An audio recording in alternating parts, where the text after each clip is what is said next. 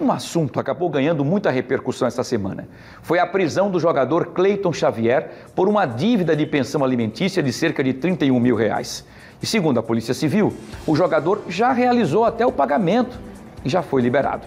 Mas muita gente ainda tem dúvidas quando o assunto é o pagamento de pensão alimentícia. Eu vou ao vivo agora chamar a nossa querida Maria Maciel para que a Maria possa explicar para a gente, né? Ela está inclusive ao lado de uma advogada especializada, inclusive em direito de família, para que ela possa explicar os detalhes sobre tudo isso. Porque eu falo sempre o seguinte, sabe, Maria, se tem coisas que prendem de verdade nesse país, são essas duas coisas. Primeiro, a pensão alimentícia e sonegação de impostos, né? Enfim, como é que tudo isso acontece? Nos passe então os detalhes jurídicos dessa situação, Maria. Pois é, Wilson, olha, o ex-jogador Cleiton Xavier, de 40 anos, ele foi preso por conta dessa dívida de pensão alimentícia, né? Eram 3 meses de pensão alimentícia aí no valor de R$31.600. Pagou a dívida, foi liberado. Agora, como é que funciona, né? Para chegar a esse ponto de ter que solicitar a prisão, né, por falta de pagamento. Aqui do meu lado está a advogada especialista em direito de família, Gabriela Holanda.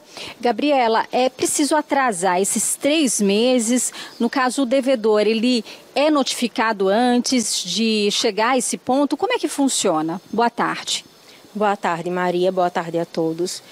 Não precisa esperar os 3 meses para executar, né? Então, não é necessário. Basta dever 1 mês, pode haver a execução dos alimentos. E a prisão civil do devedor de alimentos, ela é a única forma de prisão civil admitida no nosso ordenamento jurídico. E ela não é uma pena, não é uma punição, mas uma medida coercitiva para que o pagamento seja realizado.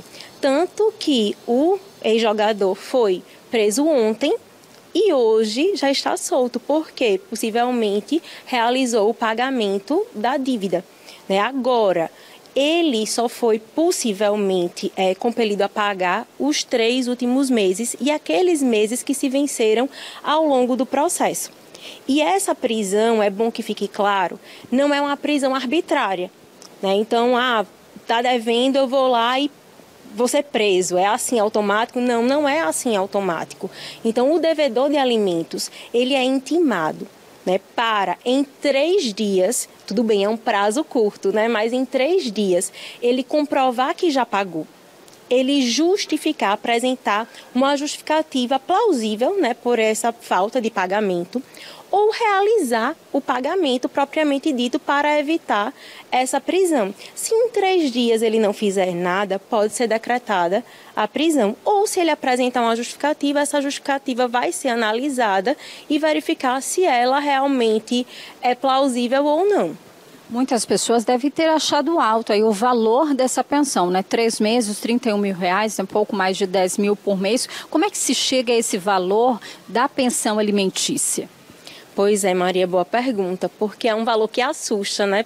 Poxa, mais de 31 mil, então todo mundo vai dever alimentos nessa quantidade, né, nesse valor todo, e não é bem assim. Isso vai depender de caso a caso, e não tem um cálculo exato, uma matemática exata para os alimentos. Ele é fixado, é uma balança, vamos imaginar uma balança. A possibilidade de quem pode pagar, de quem vai pagar, de quem deve alimentos, e a necessidade de quem pede.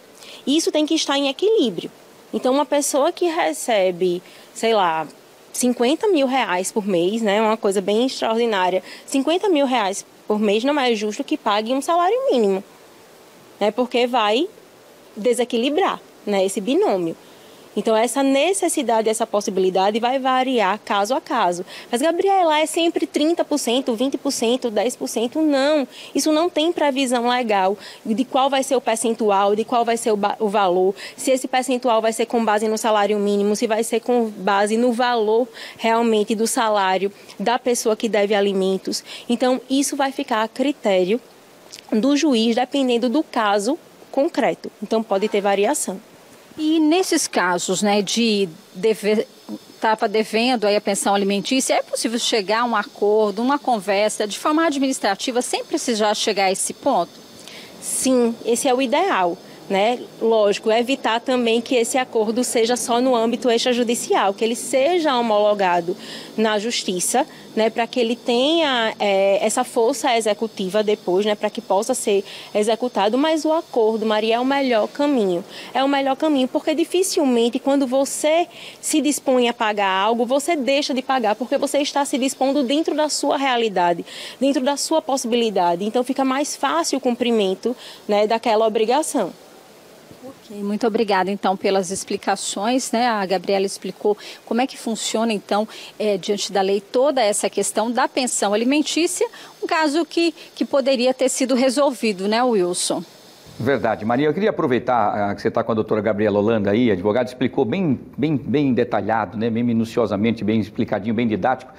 E queria perguntar, doutora Gabriela, uma dúvida. A pessoa que foi presa, por exemplo, no caso desse jogador, que está o exemplo que nós estamos citando aqui, mas outras pessoas que foram presas por questões de pensão alimentícia. Essas pessoas ficam com a ficha suja lá, já não são mais réu primários, ou essa prisão é uma prisão apenas como uma forma, como a senhora bem disse, uma forma de forçar a essa pessoa, a esse devedor, a pagar a dívida?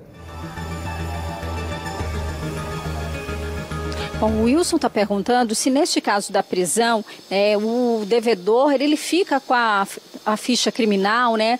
Como é que funciona aí diante da lei? Não é uma prisão penal, né? Não tem essa finalidade de pena, né? De punição. Como eu disse, é uma prisão civil de caráter coercitivo.